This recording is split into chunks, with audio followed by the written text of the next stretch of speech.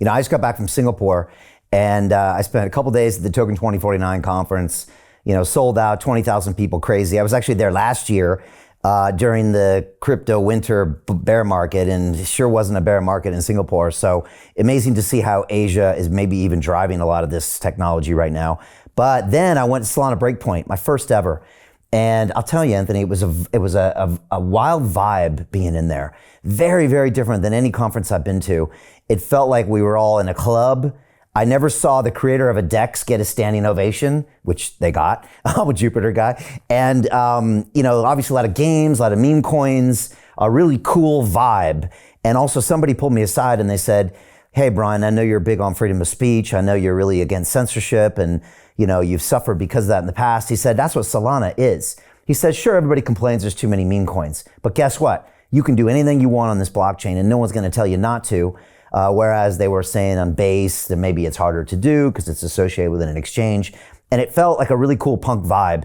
And I'm curious what you saw in Solana and why you fell out of love with Ethereum. I started my entire crypto journey mining Ether, which is a really important data point, right? I started mining in 2016. I think that Ether's price was like $8. And we were mining something like 5 Ether a day, which at the time, after making a pretty big investment in machines and you're making $40 a day, $50 a day, that's not really the path to making your money back, let alone having profit. But in the beginning of 2017, Ether went from $8 to $100 in the first 5 months or so of the year. And it caught my attention, right? One of the beauties of all financial assets, price draws attention. And so as my attention got drawn, I started to learn more. Now I made a fatal mistake at that time. And then I sold everything at like $150. I thought I was a genius. The next George Soros or Stanley Druckenmiller, I'm up 15 plus X. Look how smart I am.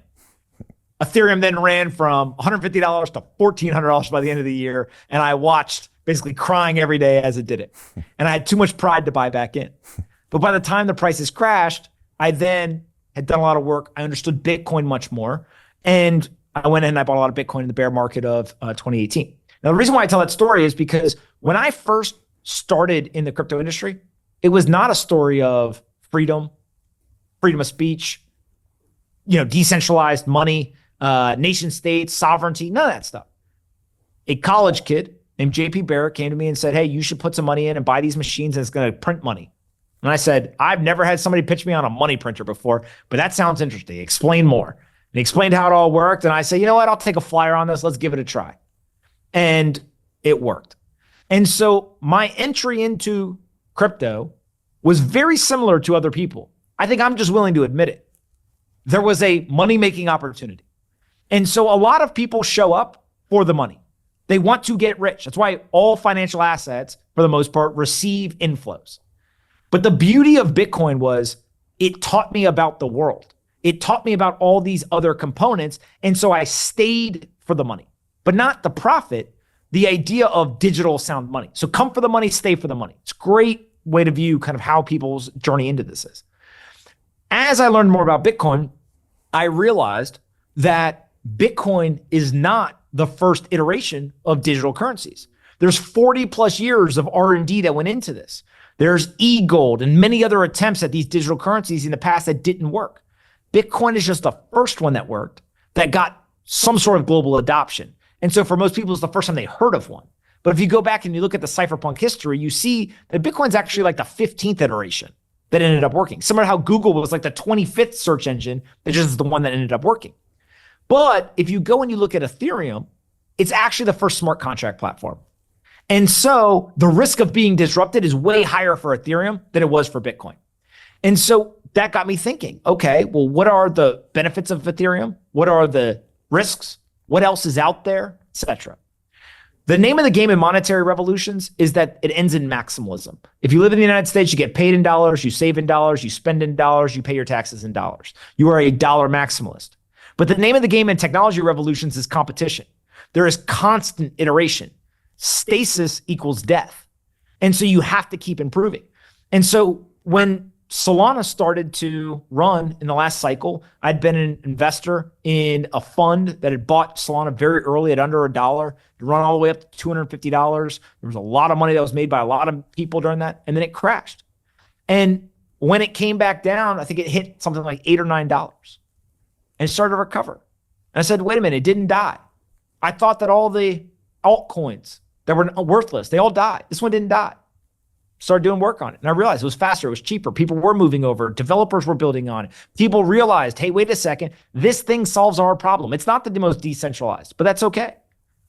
And so around 45, 50 bucks, I bought some, kept going up. And one of the beauties is when you buy an asset and it goes up, it's confirming you're right. You should buy more. Don't take your foot off the gas. Bought more. And I continued to do that. And so we've built a fairly large position, second largest position in our crypto portfolio. But I look today, and what I say to myself is, if smart contracts are going to be successful, I think that Solana is going to be one of the winners. Not going to be the only one, but it's going to be one of the winners. And if that occurs, there will be value that accrues to a token, and therefore, I'm going to hold it. I don't know what it's going to be worth in the future, but it feels like it's going to be worth a lot more. Now, what I do say also is, Bitcoin, I plan to give to my grandchildren. It's an asset that you buy and hold forever. I don't think that I will hand my Solana to my grandchildren because it is part of the technology revolution. And therefore, there's constant disruption and competition. And therefore, something is likely to come along at some point that is going to disrupt whatever the dominant smart contract platform is. And so know what you own. Know what are the things you're going to hold forever. And know what are the things that, I'm going to hold it for whatever period of time, a year, 2 years, whatever it is. And then I'll reevaluate. And I fully expect at some point to be convinced that I should actually put that money into something else. It is the balance between savings and investing. And then one of the frameworks I like to tell people is, in the traditional financial system, you have a checking account, you got a savings account. In crypto, you got a checking account and a savings account. Bitcoin is a savings account. Whether it is stable coins or altcoins or whatever, that's kind of your checking account. You spend, you use, you play with the checking account. You don't touch your savings account, right? And so in the financial system, we literally have that concept. Crypto has the same thing. You just got to kind of put those two mental models on top of each other, and you realize Bitcoin is a savings account. Everything else is in your checking account. Some people are really good at spending. Some people not so good. Just don't go into debt, and you should be okay over the long run. Hey, I know investing in crypto is scary. It takes a real leap of faith because there are so many scams, rug pulls, and bad actors out there. It's a dangerous business, which is why 95% of people lose all their money. Well, that's why I created the London Real Investment Club, so you can access the hottest deals on the planet and use the crypto bull market to create the generational wealth that you deserve. Join my team of over 100 people from around the world that are making millions of dollars behind the scenes investing in blockchain, AI, Web3 games, DeFi, Bitcoin, and more. Don't miss out. Click the link below to book a call with one of my team now. But hurry, this bull market will end soon. I know investing in crypto can be scary. That's why you gotta join the investment club. Pull the trigger. Let's do this.